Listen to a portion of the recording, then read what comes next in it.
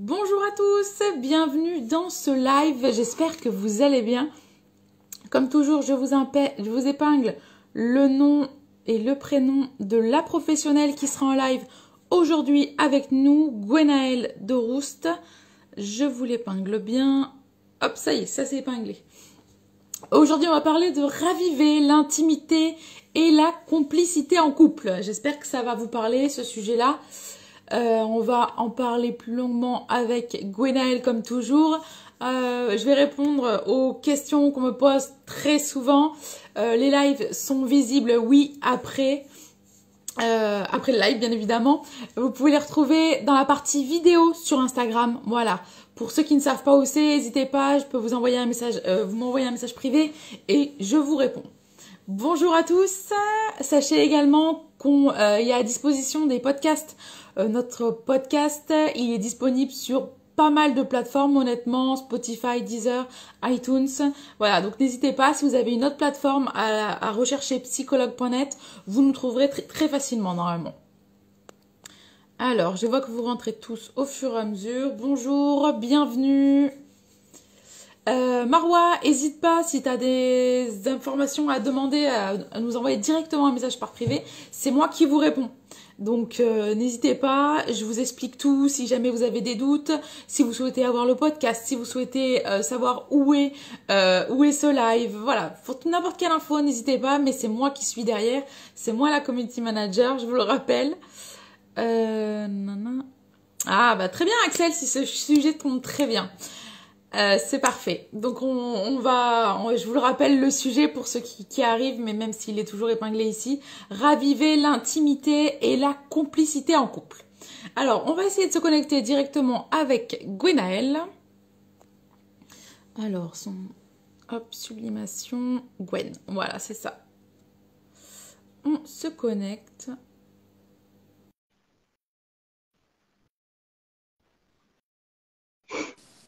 Bonjour. Bonjour Gwenaëlle, bienvenue. Bonjour, vous allez bien? Vous m'entendez bien? Merci.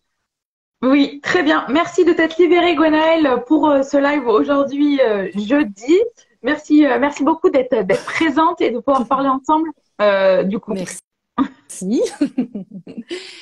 Comme toujours, Gwenaëlle, avant de commencer un live et d'entrer plus dans le vif du sujet, je vais te demander de te présenter, s'il te plaît. Oui, alors, je m'appelle Gwenaëlle de Roche, je suis sexothérapeute et donc je m'occupe de l'intimité du couple, l'intimité aussi individuelle chez l'homme et chez la femme, quand il y a des troubles de l'intimité, mais autant, je dirais, sexuelle, et aussi de l'intimité amoureuse, en fait, dans le lien amoureux. Donc, c'est vraiment autant dans le lien affectif que dans le lien corporel.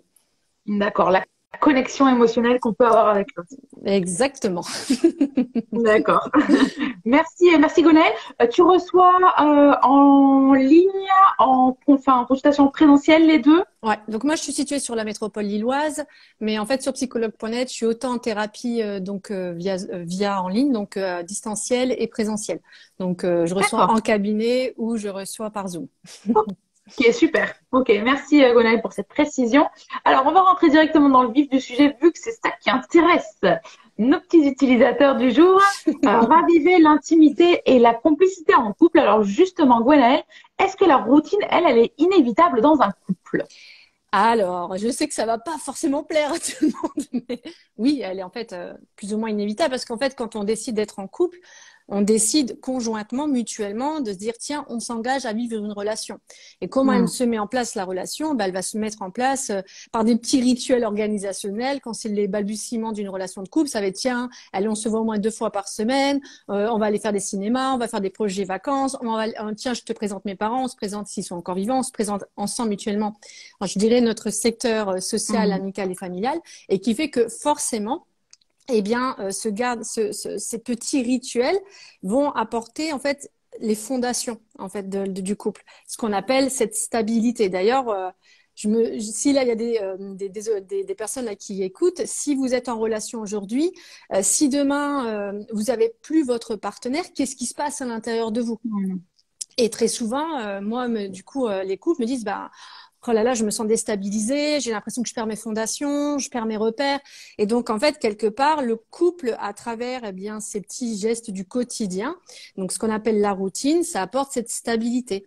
Et cette stabilité, en fait, elle se présente par un engagement mutuel de présence, en remplissant justement autant la sphère émotionnelle que la sphère organisationnelle que j'appellerais du couple. Et on le voit, D'accord. et on le voit plus marqué quand on vit ensemble. Parce que, par Ouais, exemple, et c'est souvent dans l'organisationnel qu'on le voit le plus, qui va être, Hmm. bah, moi, je vis de la vaisselle pendant que toi, tu fais ça. Si, par extension, on fait le projet d'avoir des enfants, bah, moi, je vais chercher les enfants à 8 heures, toi, tu vas les chercher à 17 heures. Enfin, il y a vraiment cette connivence ensemble, en fait. Et c'est ces petits points de routine qui apportent la stabilité et qui est plutôt un vecteur mais pas que, hein, mais un vecteur essentiel du langage de l'amour. Si la D'accord. personne s'engage avec moi, ça veut dire qu'elle, même si elle fait ces gestes-là au quotidien, c'est parce que elle prouve en fait à travers son intention qu'elle m'aime. Après, on va discuter du frein que peut créer tout ça. D'accord. Alors justement, est-ce que la routine, elle est plutôt positive, négative? Est-ce que c'est l'ennemi du couple? Dans ce que tu me dis, déjà, je peux en faire. Alors, il y a du oui et du non. Forcément, il y a une thèse et une antithèse dans tout ça. Donc, en fait, d'un point de vue organisationnel, alors oui, ça fait fonctionner le couple, en fait. Ça apporte cette stabilité. On a l'impression vraiment qu'on peut faire confiance à l'autre dans la notion du couple. On peut vraiment compter l'un sur l'autre. Il y a vraiment cette fonction, j'appelle ça vraiment du partnership, quoi. On est dans le partenariat dans le quotidien. Et on le voit encore plus quand il y a des enfants. Il y a vraiment ce côté-là. Alors, parfois, c'est pas en harmonie. On a d'ailleurs très souvent, moi, je m'investis plus que lui ou que elle. Et donc, on sent qu'il y a des fois une désharmonie dans ce côté tâche routine d'ailleurs, et qui amène cette surcharge mentale encore plus forte et qui va créer du coup un déséquilibre. Donc, la routine, ça a du bon. Dans, je dirais, le lien de l'amour, on a vraiment l'impression d'avoir un couple qui est fonctionnel. Par contre, ça peut être l'ennemi du couple si on ne fait pas attention à se dire qu'en fait, on est dans notre zone de confort. Hmm. Par contre, cette routine, elle est aussi importante quand on vit des bouleversements de vie. C'est important de se dire que en fait, je peux compter sur ma partenaire. Si demain je vais pas bien, si je perds ma mère, mon père, peu importe, quelqu'un qui est fort, ou que je vis une crise existentielle, comme on peut tous en vivre, ou si je vis une crise à travers le lien le travail, et bien que je puisse sentir qu'il y a un appui, qu'il y a un socle fondateur en fait, qui fait que ça marche bien au moins dans la vie du couple. Donc la routine, ça entraîne ça. Par contre, là où ça va avoir ses limites, c'est que est-ce que le pétillant du couple est du coup entretenu dans tout ça? Parce qu'on est dans une zone de confort et dans routine, je me disais, c'est fou parce que dans routine, il y a la route. En fait, c'est comme si on traçait une route. On met bien un cadre, c'est bien précis. On sort pas du cadre parce que si on sort du cadre, punaise, qu'est-ce que ça va nous coûter? Et donc, le sortir du cadre, en fait, ça serait, bah, tiens, le ou la partenaire décide, et si on virevoltait un petit peu comme ça, si on amenait du pétillant, donc très souvent, c'est dans l'intimité, hein. C'est Ouais. si le ou la partenaire se dit, tiens, et si on se laissait vivre dans un fantasme? Et si on faisait comme ça une intimité érotique? Et là, du coup, le ou la partenaire peut se sentir hyper agressé en disant, mais non, mais ça sort du cadre, ça sort du cadre. Parce que la routine permet cette pseudo-notion de stabilité dans le langage de l'amour. Et en fait, ce qui va causer des perturbations, en fait, je dirais, dans la relation du couple, c'est s'il y en a un qui se dit, tiens, et si on sortait un peu du cadre de cette route bien tracée, en fait. C'est intéressant ce que tu dis parce que justement, on a un commentaire de Malija qui nous dit la routine, elle a une connotation, mais en fait, elle a une connotation négative. Pourquoi? Parce que c'est nous, enfin, en vrai, la routine n'a pas une connotation négative. C'est nous qui lui donnons cette connotation. C'est ça qui est intéressant parce qu'elle nous dit c'est faire sans intention, sans émotion. Non, pas forcément. Alors, La routine, on peut le faire avec émotion. en fait, au début, oui. En fait, toute l'énergie qu'on va vouloir déployer pour que la relation, elle fonctionne au départ. C'est dans cette attention de dire je fais attention à toi en mettant tout ce cadre organisationnel et émotionnel. Là où en fait ça devient une faiblesse, c'est quand on prend trop pour acquis ce qu'on a installé. Et en sachant qu'on est toujours des êtres d'évolution. Ce que j'avais envie il y a 20 ans n'est pas ce que j'ai envie aujourd'hui, moi, en termes individuels. Et c'est là où, en fait, la routine, on va rester sur une structure, une fondation, mais qui n'est pas évolutif, en fait. Si on ne lui permet pas d'évoluer en écoutant les besoins, les envies et les limites individuellement. En fait, on reste dans le couple, mais on oublie qu'en fait, un couple, c'est toi, moi, qui formons une nouvelle entité. Et c'est ça qui est hyper important, c'est qu'on a tous des besoins personnels et on a tous des envies personnelles. Et on va faire cette notion, très souvent j'entends, de sacrifice ou de compromis au départ dans une relation, parce que pour dire, mais je suis là, je suis présent, regarde, je m'engage dans la relation. Mais qu'est-ce que ça coûte après si on n'écoute pas ses besoins, ses envies, ses limites personnelles, en fait? Ça, c'est sûr, c'est sûr. Maintenant qu'on a vu un peu plus si la routine était positive, négative, en quoi elle était inévitable, est-ce qu'on peut, pourquoi justement on peut s'ennuyer en couple? Bah parce qu'il y a trop de routine. La route, elle est trop bien tracée. En fait, on est un peu en pilote automatique. En fait, on pourrait essayer la roue libre, quoi. Si on se dit, oh, bah, ça fonctionne bien, c'est tout droit.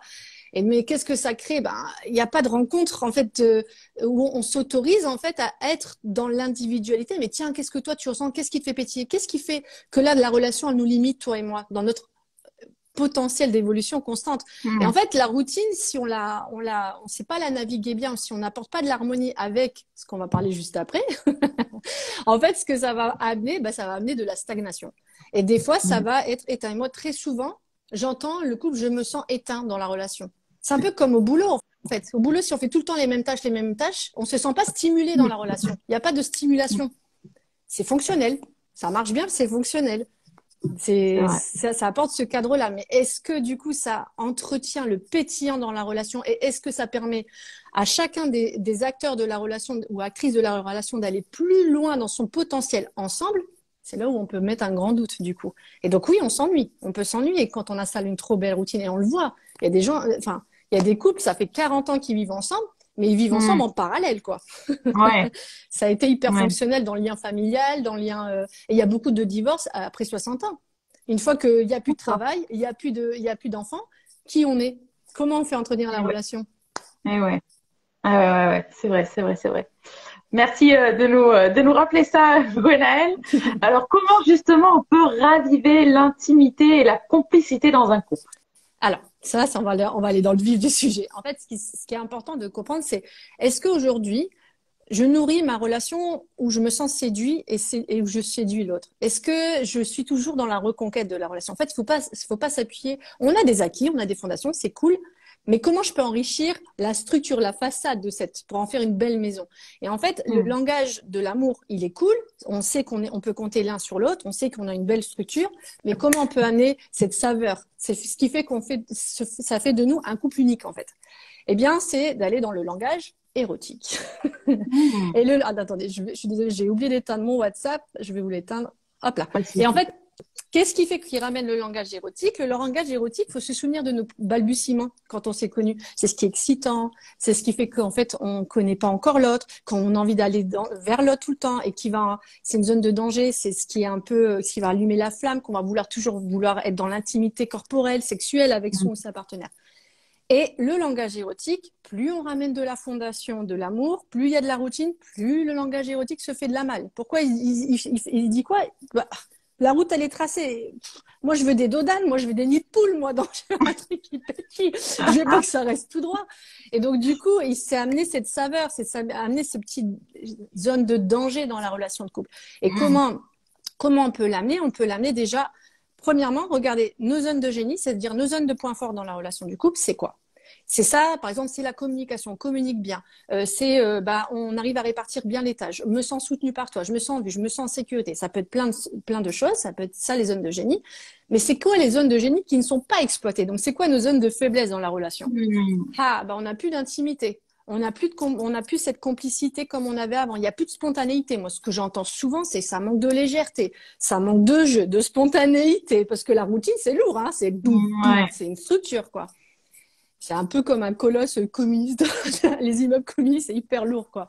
Et ça me rappelle même des conversations de ce week-end où on se disait déjà même à 30 ans, des fois, quand on a des enfants, tout ça, que ça manque parfois de légèreté. Déjà, je me dis à 30 ans, ça commence. Mais moi, je suis même des personnes en individuel parfois parce qu'ils ont une chute de libido, parce que, en fait, le fait de s'installer avec son ou sa partenaire, son conjoint, quoi, il y a plus de jeu de séduction, en fait. Il n'y a plus la séduction, en fait, pourquoi tu me fais pas mon bisou en rentrant? Il n'y a plus ce jeu, un petit peu, tu m'ignores, je t'ignore, mais dans le dominant-dominé, ce que j'appelle le BDSM émotionnel, où en fait, on sent, zone de danger, il peut peut-être m'échapper entre les doigts. C'est ça qui fait papillonner, hein. C'est la jalousie, parfois, c'est tout ça ce qui fait. Et donc, du coup, c'est de savoir, en fait, consciemment le mener, en fait, ces jeux-là. Et donc, il y a déjà les zones de génie non exploitées. comment ramener les zones de génie pour exploiter les zones de génie non exploitées. Donc, c'est nos points forts, comment on peut les amener pour conduire nos points faibles. Par exemple, si on a une bonne communication, bah, c'est chouette. Si vous avez une bonne communication, bah, parlez en fait de vos fantasmes. Parlez de ce que vous, l'impact ça crée en vous individuellement, le couple. De vous dire peut-être, bah, tu vois, c'est vrai que j'adore ce qu'on vit dans notre fondation de vie de couple, mais moi, je sens que je me laisse pas pétiller dans ce chemin-là. Et c'est ça qui ramène la complicité. C'est de pouvoir créer ce que j'appelle des bulles, en fait, d'intimité émotionnelle. Les préliminaires émotionnels sont hyper importants, en fait. Et c'est ça qui va faire qu'on va avoir envie d'aller vers l'autre. D'ailleurs, j'ai un couple qui me partageait là dernièrement. Ils se sont pris un bain ensemble. Et en fait, la partenaire était hyper surchargée émotionnellement par le travail. Et donc, forcément, si on a une surcharge mentale, on est moins disponible corporellement. Donc, le fait de pouvoir vider ce qu'elle a pu dire, et puis après quelques outils que je leur avais appris sur masser le corps, sur certains points du corps, en fait, son partenaire, en l'écoutant et en étant présent corporellement, en fait, l'a pu la remettre dans l'espace du corps. Et en fait, ils ont eu un échange après intime, sexuel. Parce qu'il y avait eu, elle m'expliquait, c'est le fait d'avoir senti que j'ai été écoutée. Et qu'en plus, il a pris conscience de là où ça m'appuyait émotionnellement dans le corps, bah, ça m'a fait redescendre dans mon corps et j'avais envie de lui. Bah, c'est des fois juste ça, hein. C'est de pouvoir parler en fait émotionnellement sur ce qui se passe à l'intérieur de soi. C'est-à-dire de pouvoir parler de ses peurs, de ses doutes, de ses craintes dans la relation. Mais par extension, par ses liens sociaux, les liens professionnels. Il y a plein de choses qui nous travaillent individuellement. C'est de pouvoir… En fait, quand on est en couple, faut arrêter de prendre ça comme des choses trop sérieuses. Et voyez dans quel modèle vous vous appuyez. Très souvent, c'est le modèle parental. Et le modèle parental, il n'est pas forcément joyeux quand on regarde l'espace de l'intimité. Et ce qui est important, c'est de se dire, mais en fait, à la base, certes, on est des adultes, moi je dis tout le temps, on grandit dans un corps d'adulte, mais on reste des enfants en fait à l'intérieur. On aime tout ce qui est jeu, on aime tout ce qui est se taquiner, de pouvoir aller chercher l'autre, tout ça. C'est ça aussi qui ramène le pétillant. Et ça, c'est hyper, hyper important. Après, je pense qu'il est aussi, faut être très honnête sur le fait qu'on a hyper peu de connaissances sur comment fonctionnent les mécanismes de l'amour et les mécanismes de l'érotisme. Et ça, je pense qu'il faudrait créer des écoles du coup. C'est vrai. Par exemple, est-ce qu'on sait comment exciter son partenaire en comprenant ses mécanismes érotiques? C'est ça qui est important. Par exemple, qu'est-ce qui active mon partenaire dans l'excitation? Il y a des personnes, ça va être dans l'érotisme sexuel. Il y a des personnes, c'est dans l'érotisme sensuel. Et c'est de comprendre comment fonctionnent l'un et l'autre, en fait. Et ça, c'est en apprenant les outils de ce qu'on appelle les érotypes qu'on arrive, en fait, à comprendre comment je peux redonner du plaisir et du désir à mon partenaire. Et donc là, on recrée l'intimité et ça passe forcément par l'intimité émotionnelle. Je dis tout le temps, le circuit du plaisir et du désir fonctionne avec le circuit émotionnel puisque c'est une émotion en soi. Donc, si on ne fait pas un dégagement émotionnel, si on ne va pas vider ce qui se passe, si on ne peut pas purger ce qui se passe à l'intérieur de soi en étant pleinement écouté en sécurité et en bienveillance par l'autre, sans forcément que l'autre reprenne nos propos, mais juste d'être écouté, on se sent tout le temps en fait isolé et seul avec soi-même. C'est ça aussi le couple. C'est que j'ai l'impression qu'on met des masques dans des relations. Il faut qu'on soit performant. Il faut que l'autre puisse compter sur moi. Il faut que, mais qu'on oublie soit en fait qui on est et de pouvoir exposer ses doutes, ses peurs, ses craintes et tout ce qui se passe dans le corps d'un être humain en fait, ensemble. Merci Gwenaëlle pour tous ces conseils. Et je rappelle, je vois qu'il y a eu plusieurs questions qui sont posées. N'hésitez pas, vous avez le petit widget questions qui est juste en dessous. Vous pouvez mettre directement les questions, ce sera plus simple après pour moi de les visualiser plutôt que de remonter tout le fil. Mais voilà, sinon je le ferai, il n'y a pas de souci. Enfin Gwenaëlle, qui est-ce que je peux consulter si je sens que mon couple y rencontre des problèmes? Et il y a eu déjà cette question plusieurs fois. Alors, évidemment, je vais prêcher pour ma paroisse. Évidemment, un ou une sexothérapeute, ça va dépendre. Un thérapeute conjugal aussi, des hypnothérapeutes conjugaux. Il y en a aussi, il y a plein d'outils maintenant pour les couples, mais je pense qu'on ne les véhicule pas assez bien. Moi, par exemple, je vois que c'est hyper important que le couple comprenne qu'il y a des outils pour mieux s'entendre et se comprendre autant dans le langage de l'amour et dans le langage érotique. Et moi, c'est ce que je travaille essentiellement. Et donc, c'est-à-dire autant de donner des outils dans tout ce qui est affectif, donc comprendre par exemple les 5 blessures de l'âme, comprendre les types d'attachement, qu'est-ce qui fait qu'il y en a un qui est évitant quand l'autre il est anxieux, enfin tous des outils, comprendre justement comment on peut, grâce à la fondation de l'amour, réexploiter l'érotisme ensemble et faire confiance à l'érotisme pour mieux reconstruire l'amour. Et c'est ça qui ramène justement cette notion de complicité et de cette notion d'intimité et de donner des outils. De donner des outils, comment par exemple, eh bien, retourner dans le psychocorporel, dans la sensualité, la sexualité, l'animalité, la sauvagerie ensemble. Et tout ça, c'est grâce à des outils, donc pour ma part, qui sont tantriques Tao, à travers des vidéos que je donne aux couples. Mais quand on a ça, c'est pour vraiment raviver l'intimité et la complicité. Mais quand on voit qu'il y a déjà, je dirais, des grosses blessures, genre l'infidélité, les trahisons, quoi que ce soit, et qu'on sent qu'on n'arrive plus à retourner dans le corps, déjà de faire un travail au préalable avec un psychothérapeute conjugal ou un thérapeute conjugal et en même temps avoir un appui avec une sexothérapeute ou un sexothérapeute. Il y a des outils. Et aussi, moi je pense très sincèrement qu'il faut fonder une école pour les couples. Et c'est tout mon intérêt d'ailleurs. Je vais organiser une retraite pour le couple en juillet justement pour avoir tous ces outils, quoi. Et ça, c'est hyper important qu'on donne tous ces éléments et de voir qu'en fait, on peut ramener de la spontanéité et du jeu dans une relation de couple. C'est ça qui est beau, quoi. Ouais.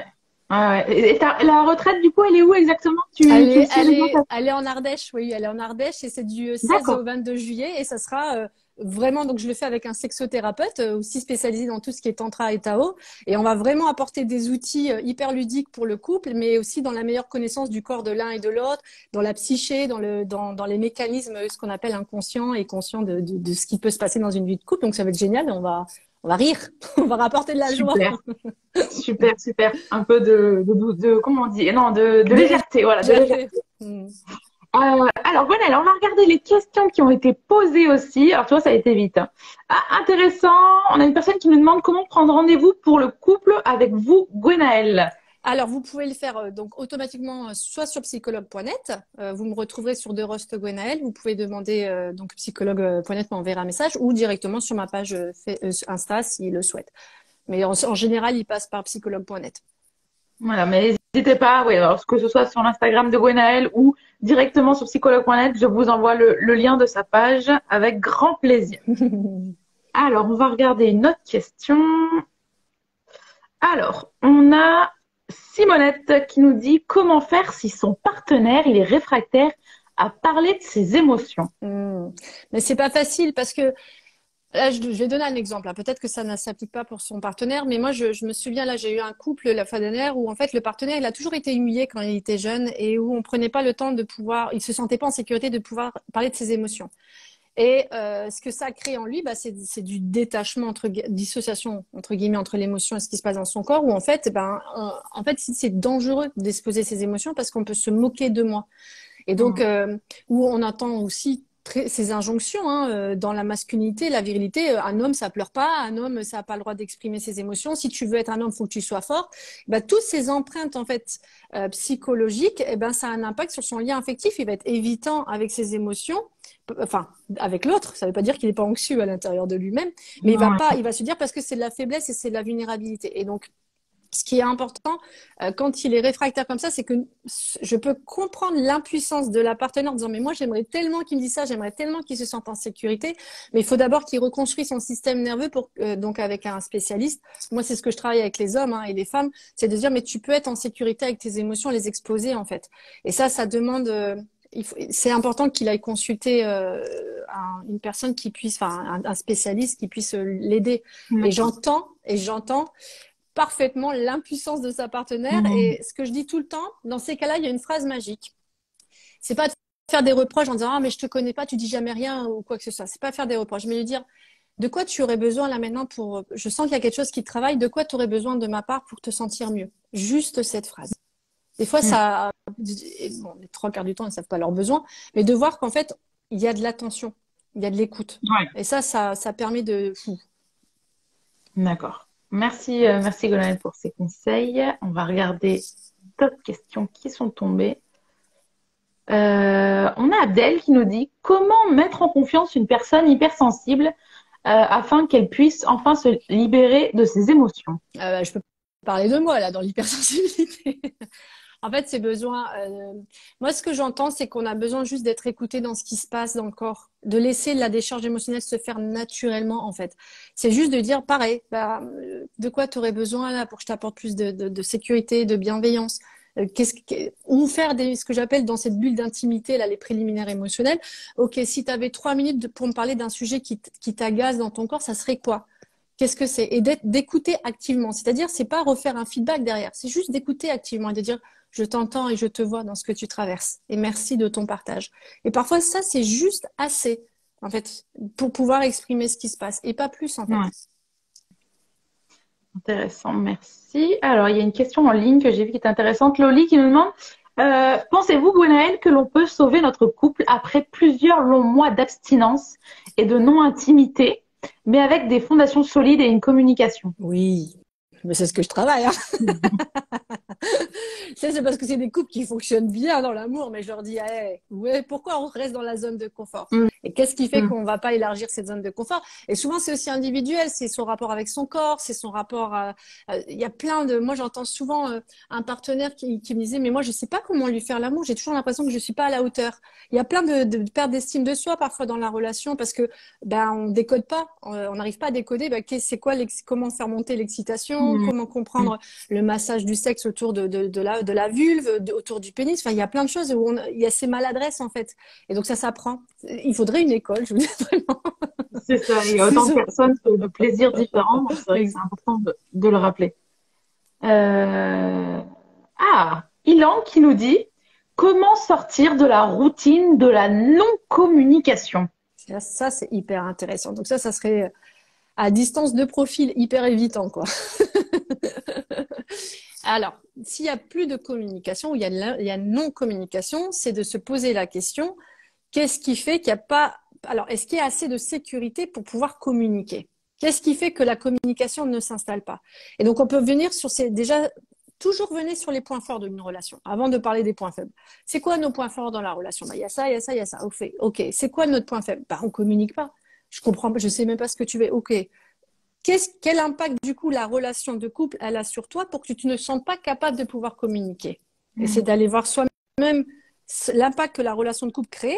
Je me sens pas à la hauteur, j'ai l'impression d'être maladroit, j'ai peur de dire, il y a plein de choses. Mais ça, c'est vraiment, là, pour le coup, si ça a besoin d'un accompagnement au départ pour être en sécurité, comprendre les mécanismes de l'un et de l'autre, et ça y est, ça revient, quoi. Tout ça, ça va revenir. D'accord. Merci pour tes conseils, Gwenaëlle. On va regarder une dernière question, même si on a encore pas mal, honnêtement. Euh, mm, mm.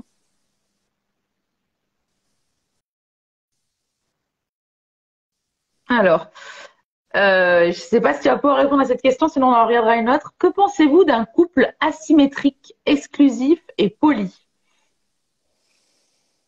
Alors, asymétrique exclusif. Qu'est-ce que ça veut dire asymétrique exclusif, poly, ok. Alors, asymétrique exclusif. Qu'est-ce qu'il sous-entend par asymétrique exclusif? C'est-à-dire qu'il y en a un qui est exclusif et pas l'autre, c'est ça? Je ne saurais pas te dire, à voir si Benel peut nous répondre en commentaire.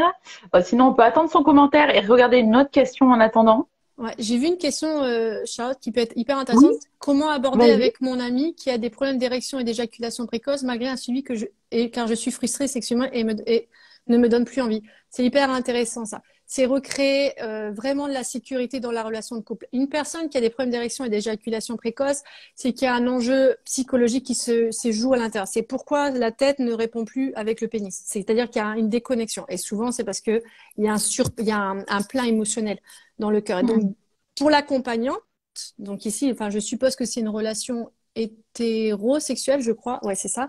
Ça serait bah, justement elle, de garder confiance en elle. Par contre, d'avoir des outils de communication positifs et bienveillante pour pouvoir comprendre. Après, dans des outils plutôt pratico-pratiques dans la sexualité, il y a une manière pour pouvoir apporter plus d'érection en passant le pénis. Enfin, il y a plein d'outils en fait pour pendant l'acte sexuel, pas en lui passant, en lui faisant mal, mais il y a une manière de faire les choses pour pouvoir retenir en fait le flux sanguin pour qu'à un moment on le relâche et le flux sanguin revient au niveau du sexe. Mais tout ça, c'est des outils qui s'apprennent. Il y a des respirations spécifiques pour que l'homme reprenne en fait sa puissance à travers D'accord, son pénis. Il y a plein d'outils et que l'accompagnant ou l'accompagnante peut apporter aussi. Ça, il y a plein d'accord, d'outils. Et donc, super. il y a Benel qui a répondu, il m'a dit oui, exactement. Donc, asymétrique exclusif, donc c'est une personne donc qui est ouverte à une relation. Bon, d'ailleurs, j'ai un ami qui est comme ça. Donc, donc ce qu'on voit, c'est que Donc c'est Est-ce que tu peux nous en dire plus justement, l'asymétrique exclusive, qu'est-ce que c'est pour qu'on comprenne tous Ok. que chacun Alors, un comprenne? couple asymétrique, exclusif et polyamour, ça veut dire que dans le couple, tous les deux donc, se disent qu'ils forment un tronc principal relationnel dans le langage de l'amour, sauf que dans le langage érotique, il y en a un qui peut aller voir d'autres partenaires. Donc là, c'est ce qui D'accord. se passe, c'est asymétrique exclusif. Parce que l'autre partenaire se dit, bah, moi, j'en ressens pas le besoin, moi, je me sens bien avec toi, mais je me permets, enfin, je suis OK si tu t'épanouir autre part parce que je sens que c'est important pour toi, en fait. D'accord. Et donc, c'est pour ça qu'on dit qu'il est poly. En fait, moi, je ne pense pas qu'on est polyamour, on est polyérotique. C'est-à-dire on sent que son corps, il a besoin aussi d'évoluer dans l'amour corporel avec d'autres personnes. Puisque D'accord. l'amour émotionnel, c'est d'abord le tronc commun. Les deux personnes, Ouais, ouais. exactement. Donc, qu'est-ce que j'en pense? Moi, je pense qu'il n'y a pas de définition précise du couple tant qu'il y a de l'honnêteté sur ce qui se passe dans le couple. C'est de savoir écouter les besoins et les envies de chacun pour évoluer. Donc, ça va avec, je ne sais pas si vous avez déjà entendu parler de la compersion, c'est savoir pouvoir être ensemble, s'apporter du bonheur. Et c'est vrai que dans les valeurs individuelles, puisque 1 plus 1 égale le couple, donc 3, eh ben, on a des envies, des besoins qui sont différents. Et c'est comment ensemble on peut grandir dans ces envies, ces besoins différents en respectant ses propres besoins et ses envies, en fait. C'est pas en sacrifiant. Dès qu'il y a une notion de sacrifice, ça crée de toute façon un capotement, en fait, dans Ouais. la relation. D'accord. Intéressant. Merci pour cette question à BNL. Je pense qu'on aura tous appris. C'est vrai qu'on a tendance, bah, finalement, les relations, on leur donne des noms, mais on ne sait pas forcément asymétrique, exclusif, poly. Enfin, bref. Je pense que on se met tous dans des sortes de cases, mais ouais, c'est intéressant de savoir ce que ça contient. On va finir par une dernière question, du coup, Gwenaël. Euh, un, un. Alors, on a chat qui nous dit quand la relation pour des raisons professionnelles elle est à distance et qu'on a un lien d'attachement insécure, anxieux. Qu'est-ce que tu recommandes dans ce cas-là? Alors là, ça va être hyper parce qu'un anxieux, alors vite fait hein, pour les styles d'attachement entre l'évitant et l'anxieux. L'évitant, il va avoir tendance à éviter les émotions, donc les discussions lourdes, mais parce qu'il est anxieux lui-même avec tout ce qu'il peut ressentir, donc il préfère éviter le sujet. Un anxieux, c'est je ressens tellement d'émotions à l'intérieur de moi, il faut que je les déverse à l'autre parce qu'il évite sa relation émotionnelle. Donc déjà, un anxieux, c'est de prendre conscience de ses émotions, de savoir les identifier et quel est le réel besoin à l'intérieur. Parce que des fois, un anxieux, c'est illusoire. Il va dire, oui, j'attends que tu fasses ça, ça et ça de moi, mais à la base, c'est qu'est-ce que, en fait, c'est la blessure du rejet, hein, l'humiliation, la trahison. C'est qu'est-ce qu'en fait, ça travaille à l'intérieur de moi. Donc, c'est d'abord, ensemble, dans la relation de couple, savoir identifier, en fait, quand je suis anxieux, en fait, quelle blessure ça me travaille à l'intérieur de moi et de quoi j'ai besoin de toi. Donc, quand c'est à distance, forcément, eh ben, ça peut éclater encore plus ce côté d'insécurité. Mais c'est intéressant à travailler, en fait. C'est comment je peux ramener de la sécurité déjà à l'intérieur de moi en ayant une meilleure connaissance de ce qui se passe dans mon profil d'anxieux. C'est ça qui est important. Et comment après je peux l'exprimer à mon ou ma partenaire. Et si on est à distance, il y a Zoom, il y a WhatsApp, il y a plein de manières, en fait, de pouvoir communiquer autant dans le langage de l'amour que le langage érotique et créer justement cette bulle de sécurité intérieure, je dirais, dans l'émotionnel. Donc ça, il y a plein d'outils aussi dans l'intelligence émotionnelle. Mais un anxieux, c'est important qu'il comprenne aussi ses besoins à lui. Il s'évite, hein, ça fait trop peur donc, de ce qu'il ressent. Et donc, il déverse sur l'autre. D'accord. Bien comprendre son fonctionnement aussi, quoi. D'accord. Merci Gwenaëlle pour tous ces conseils que tu as pu nous donner de ton temps aussi sur ce live super intéressant, honnêtement, sur l'intimité et la complicité en couple. Je sais pas si tu avais un message à faire passer, soit sur ton cabinet, soit sur ce sujet-là. Les couples, il y a plein d'outils pour vous faire pétiller. Il existe plein de solutions. Pensez pas que la relation elle est forcément éteinte ou morte. Et même si il y a, par exemple, à un moment donné, on doit prendre les chemins ensemble. En fait, n'oubliez pas que tout est une question de responsabilité et d'engagement vis-à-vis de soi et de l'autre, et que on peut toujours s'emmener encore plus loin, et que même si un jour, le chemin se sépare, on peut le faire aussi avec sérénité, en ayant des meilleurs outils pour soi et pour l'autre. Et en tout cas, le couple enfin, c'est je dirais, un vivier créateur de potentiel, en fait. Ouais. Merci Gwenaëlle pour ta présence aujourd'hui et pour ces mots que tu as su transmettre à la perfection. Merci encore. Merci beaucoup, merci, une belle journée. Je te souhaite une belle journée, Gwenaëlle. Merci, au revoir. Au revoir, belle journée à toi. Merci à Gwenaëlle pour ce live super intéressant, honnêtement, je pense, sur l'intimité et la complicité en couple. On en refera d'autres, bien évidemment, sur ce sujet-là. Je vous rappelle, pour ceux qui souhaitaient plus d'informations sur Gwenaëlle, que le petit lien, il est juste ici, de la professionnelle. Vous pouvez également me demander en message privé, c'est moi qui vous répondrai et qui vous guiderai. Donc, je peux soit vous transmettre son Instagram, soit le lien vers sa page psychologue.net pour prendre un rendez-vous. Je crois qu'il n'y a pas plus. Pour ceux qui souhaitent revoir le live, oui, le live sera disponible. Vous pourrez donc le repartager, l'envoyer à qui vous voulez. Voilà, c'est toujours, on partage toujours tous les lives. Ils sont enregistrés, bien évidemment. C'est une mine d'informations, donc oui, on le fait tout le temps.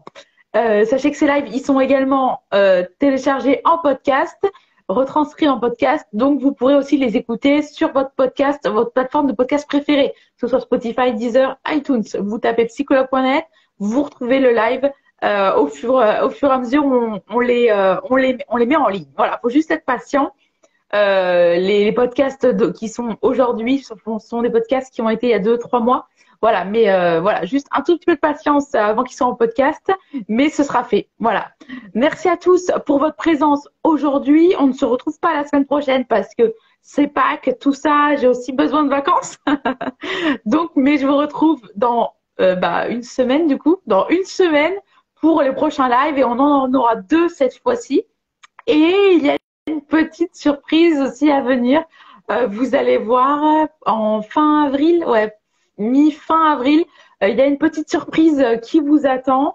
Donc voilà, restez connectés. On se retrouve très très vite. Merci pour votre présence. Belle journée à tous et une joyeuse Pâques aussi à venir.